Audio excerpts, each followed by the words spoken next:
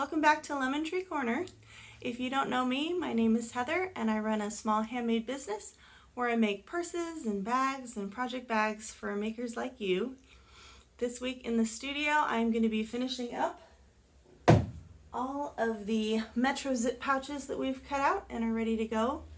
Don't know how far I'm going to get on that, but I have another project after that we might be able to get to in this vlog, but maybe not. I just like to point out my cute shirt.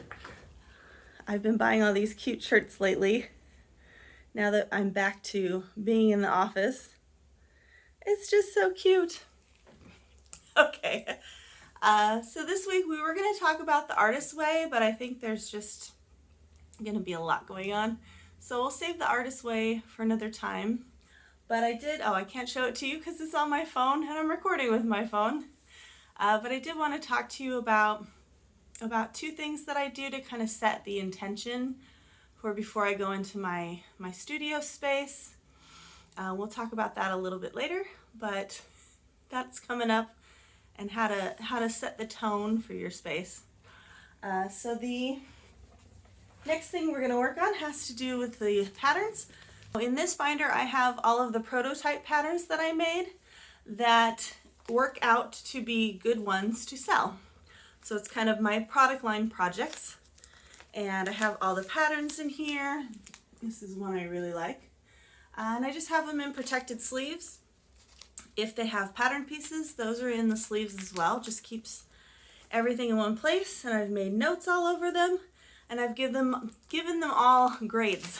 So there's lots of A's and A minuses and B's in this binder because these are the ones that I'm going to produce and make, which means that they're easy to follow, they're pretty fast to make, because I need to take into account the amount of fabric, the amount of time, the amount of supplies it takes to put a bag together. So that's what's going to make it something enjoyable that I enjoy making, something that I think somebody would want to buy that's useful for them or cute. And then the amount of time it takes to make is a big factor. But we're going to keep this intro short because I have found over the last few vlogs that I can just talk and talk and talk, and then we're 20 minutes in and we haven't done anything yet. So let's get started. Go ahead and hit that like and subscribe button. That helps me get introduced to more like-minded people like yourself and hopefully grow a community here. So let's get started sewing and organizing. And we're also going to add to my board here, I'm going to take you on a tour of my inspiration wall behind me that's above my cutting table, otherwise known as dining room table. And we'll take a look at that and what's up there, and I've got a few things to add to it as well. So we'll start off with that and then do some sewing and some organizing. Oh, the other thing I wanted to mention was, after having made a lot of these things and deciding what kind of things are going to sell well, what things have already sold well in the shop, I've decided to focus on the project bags. I think, being a crafter myself, I have a good eye for things that would be useful for crafters and makers. I have about 4 or 5 different project bag patterns that I've already tested. They're great to go. I've got a lot of fabric. I'll take you maybe on a tour of my fabric. I'm a fabricaholic. I can't stop buying fabric. I have taken a break from buying fabric, because I have nowhere to put it now. I have several Tupperware bins that I put my fabric in, and those are full. And I've got fabric sitting out, which I hate because then it's getting dusty. And I've got 2 dogs, and I hate having fabric just exposed to the air like that. So ideally everything would be in Tupperware and put away for when I'm going to use it. So I've got a lot of great fabric choices that don't have a pattern attached to them. You know, sometimes I buy fabric for a specific pattern I want to try, and I have a lot of those to try still that I haven't made. But I also just have fabric hanging out that might be good, would be good for one of these project bags. So since we started working on that, like the batch cutting out that we just did for the Metro Zip pouch, I think I'd like to pair a bunch of fabrics together, and these fabrics are going to be for this bag, and these fabrics would work well for this pattern.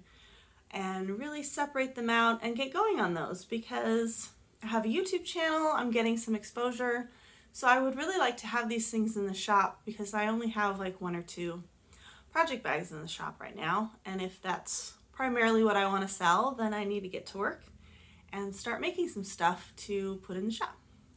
Okay, so now we're really gonna get started. See you soon. Bye. So I wanted to take you on a tour of my inspiration wall. This is something I've seen several artists do, and I really loved the idea. This is my living room, which is where my cutting slate table / dining room table is. And so I didn't really have any artwork above it, because this is the wall the TV used to be on, and we kind of moved the living room around. So this wall was blank, and I figured let's have some stuff above it. So I put this together.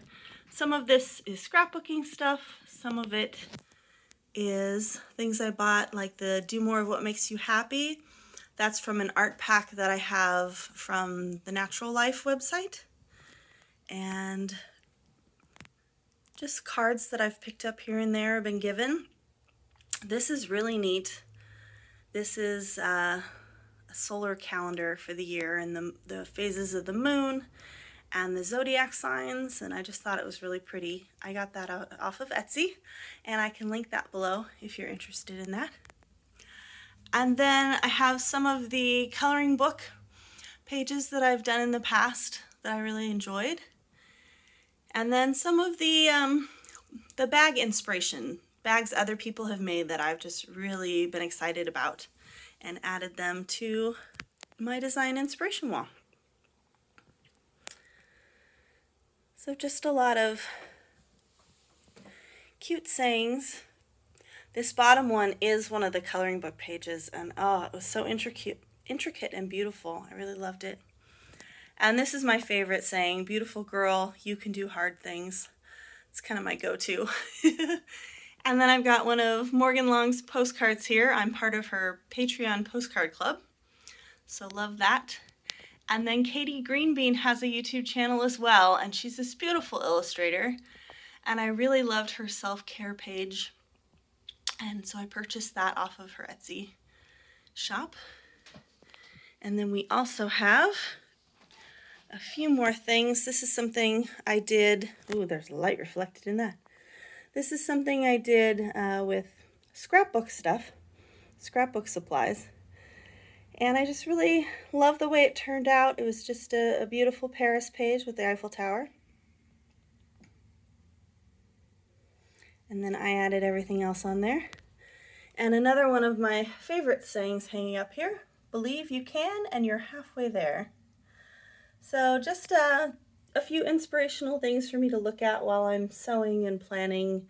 And since this is my living room, I pretty much have them in my living room as well. So I just wanted to show you that, and we're going to add a few things to the wall.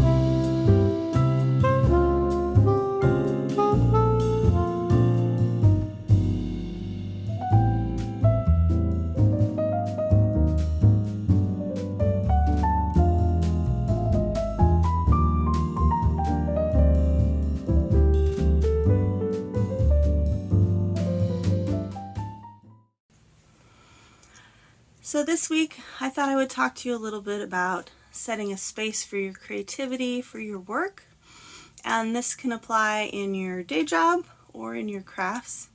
It's something I like to do is just kind of set a tone for the day or set a tone for the bag I'm going to be making. A lot of times I can be anxious and negative, so this kind of gives me a way to slowly ease into something. I can be anxious about a pattern and thinking, oh, this is going to turn out like crap. And if I start with that intention, it usually will turn out like crap because I'm going into it with this negative idea. So some of the things I like to do specifically for my day job, I have these cards that I use. They're called Power Thought Cards by Louise Hay. And if any of you know Louise Hay, you'll know that these are great. So each card, and I just randomly pick a card, and that's obviously the card that I'm supposed to be reading. This one is great. I now create a wonderful new job. That's a good one. And then there's a longer saying on the back. Let me find one that... This is a good one. I have a perfect living space. And on the back, it has basically an affirmation. So I see myself living in a wonderful place. It fulfills all my needs and desires. It's in a beautiful location and at a price I can afford. So this is good if you're looking for a house. It's also good if you just want to set that space for yourself, that the place that you're already in can be the perfect place, maybe with a few little touches here and there. I tend to pick one of these cards on Monday morning before I log into work, and I put it up, I read it, I sit with it for a second and feel it, and then I post it up so that I can see it all week long. Another great author is Chloe Wade, and I have 2 books by Chloe Wade. She's a poet, and just beautiful things that she has here. And this book is called Where to Begin, and it is a small book about your power to create big change in our crazy world. And this has been great, especially over the last few years, to read this. Let me see if I can find one. Find your peace within, hold it sacred, bring it with you everywhere you go. They're just some nice thoughts and poems to kind of make you feel empowered about your life. That's really nice. We just have to be brave enough to care. That's a beautiful one right there. And then another person that I follow on Instagram, so I see her posts every day, which is great, is Morgan Harper Nichols. And she's another poet. And I just love the use of the visual backgrounds that she has and the words on top. Just really calms me down during the day. When I scroll and I see them, I stop. I can put in a screenshot or two. I'm using my phone to record, so I can't show you what those look like. And the idea here is just to set that space. I have a specific playlist I play when I'm doing my sewing. I call it my studio playlist. I have other playlists that I like to listen to as well when I'm sewing. And it's usually uplifting music or calming, like Windham Hill type music that I listen to, or something really dance, get me moving kind of thing. So I have a lot of different things I like to listen to while I sew. And for that one playlist, it's all my favorites, the studio playlist, and I can only listen to it when I'm working on my business. So whether that's editing a YouTube video, sewing, planning, anything like that, that's the only time I can listen to that playlist. And I really find that if I haven't sewn in a couple of days, or in the case of the last few weeks, in a couple of weeks, I really miss it. There's those songs and I'm like, oh, I wish I could listen to that song. But I just have a special contract with myself that I'm not going to do that. Another thing I find is that if I'm in the middle of sewing and I'm getting frustrated, I sew something wrong, I have to take the seam ripper, pick out all the stitches. Sometimes I just have to put it down and walk away, because what I realize is that I've got this anger and this frustration that then I am imbuing into my product. And I don't want to do that, especially for things that I'm making to sell and have people use. I want to imbue and imbibe all of those products with lovely, calm thoughts. And it's not always possible, but I try my hardest to do that. Back when I was making aromatherapy products for that first craft fair that I went to, I was freaking out.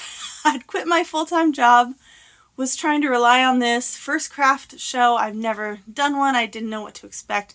I've been to them, but not as a vendor. Had to get all the materials, borrow a friend's pop-up tent. Just a crazy amount of stress. And there I was, like at midnight, the night before, filling all the bottles and labeling them for all the linen sprays. And I was just frazzled and basically having a panic attack. And I called a friend and she said, you need to stop and think about the energy that you have right now.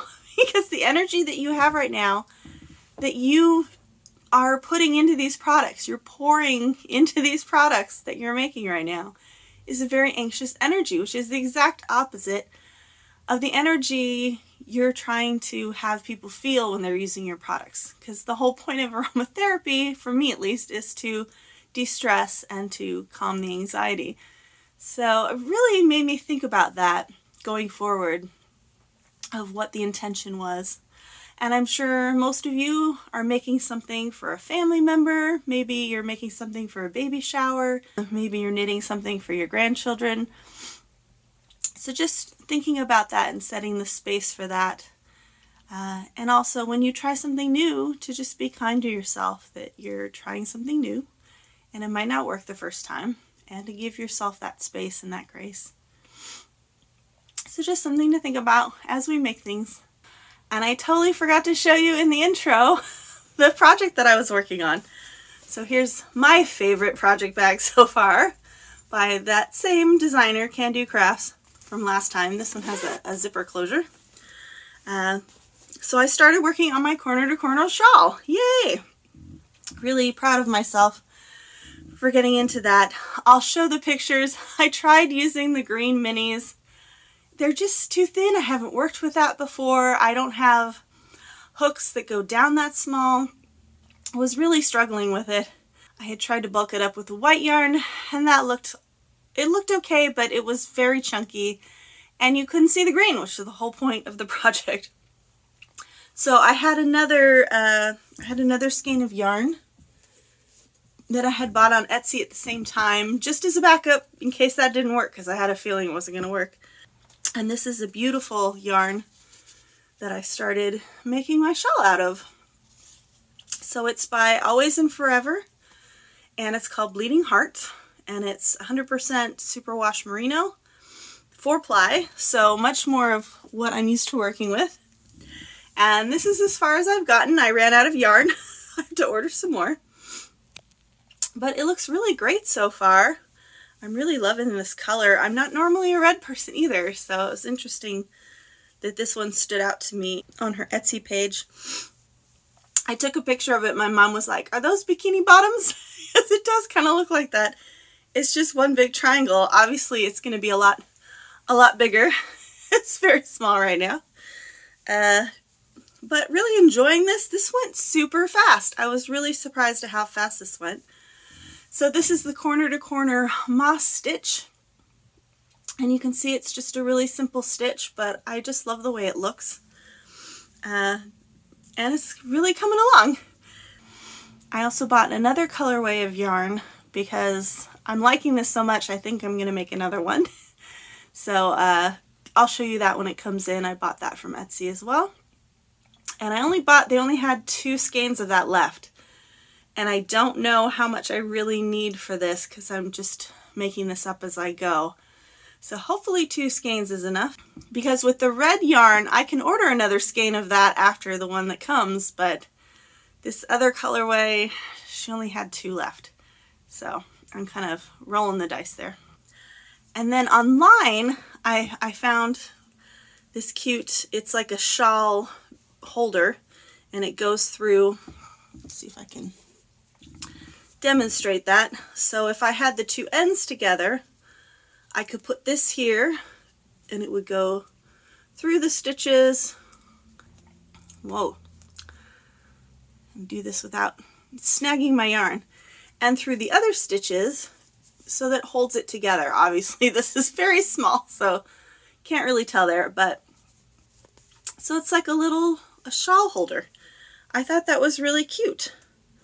So I bought one of those because I know I'm going to need something to attach it to, and I don't really like the idea of sewing a button on there. So I really like this one. It's kind of a flower shape, and might buy some more of these depending on how well this works. I'll have at least 2 shawls, so we'll see how that works. Okay, back to the projects.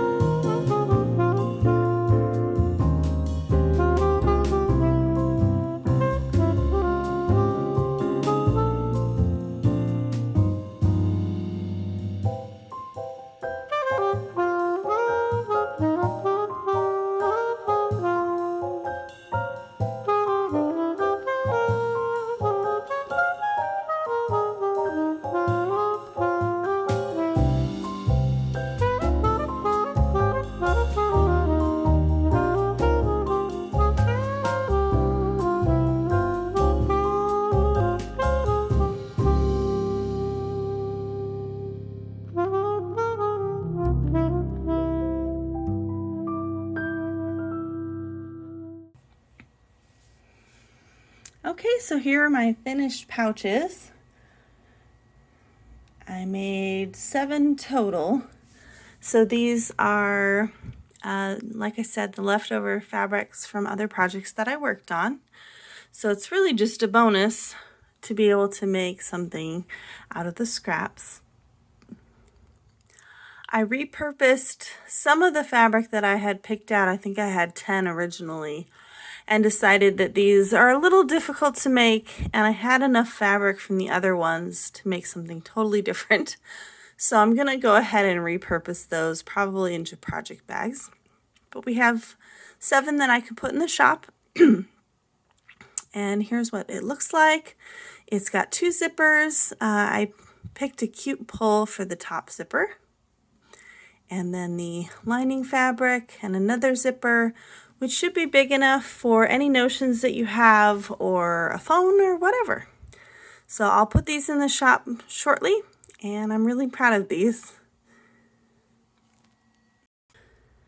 So as I'm editing this, I'm watching very disturbing footage of the Russians invading Ukraine. This is something obviously that we're all watching and horrified by. And I just want to take a moment to say a prayer of peace for the Ukrainian people. I know the Russian people, this isn't their decision either. And protests going on around the world, and the Russians protesting.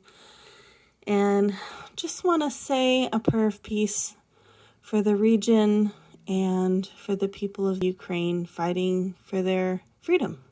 Once again, I have Ukrainian grandmother, and so I grew up with the Ukrainian Easter eggs, as you see here, and just really special to me. a special place in my heart for the Ukrainian people. So if you've been affected by this, or if you've just been watching the news and feeling down about the state of the world, I just urge you, as we've talked about setting intentions this week, which is perfectly ties into this, to set an intention of peace, to maybe close your eyes and feel that peace in your body, feel the peace filling you up, and send that off. Send that off to the Ukrainian people. Send that off to the whole world. This obviously isn't the only region that's in conflict in our world. So we can be that beacon of peace. We can hold that space of peace for everyone in the world right now and send that out to them. So just urge you to be compassionate and patient with yourself if you don't feel like being creative this week, because that's totally understandable. But I'm editing this video right now and really feeling this emotion and this empathetic need to reach out. So just urge you to do that in your life this week. Thanks. We are going to enjoy a nice campfire in the backyard tonight.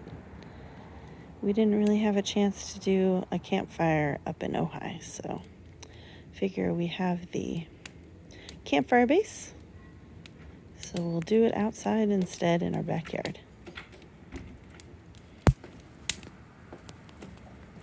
Well, there we go.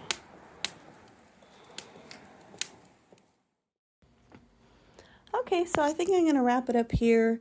Trying to keep these videos a little shorter than they've been in the past. So thank you all for joining me this week. And next week we'll talk about, it'll be more of a focus on crochet. Are you a monogamous crocheter or knitter? Or do you like to have a million projects going at the same time? I'm excited to start the second Corner to Corner shawl and also a Sunburst Granny Square project that I've been lusting after on Instagram. So we'll get into that and picking out the yarn for that. So next episode will be all yarn fiber gloriousness. I'd love it if you'd hit the subscribe button or the like button and let me know what you're up to this week. What are you focusing on? What do you do to stay positive in your day-to-day life? Are there any special resources that you use or books that you like to look at? Leave them in the comments so we can all enjoy all of this intentional positivity. See you next week, everybody. Thanks. Bye.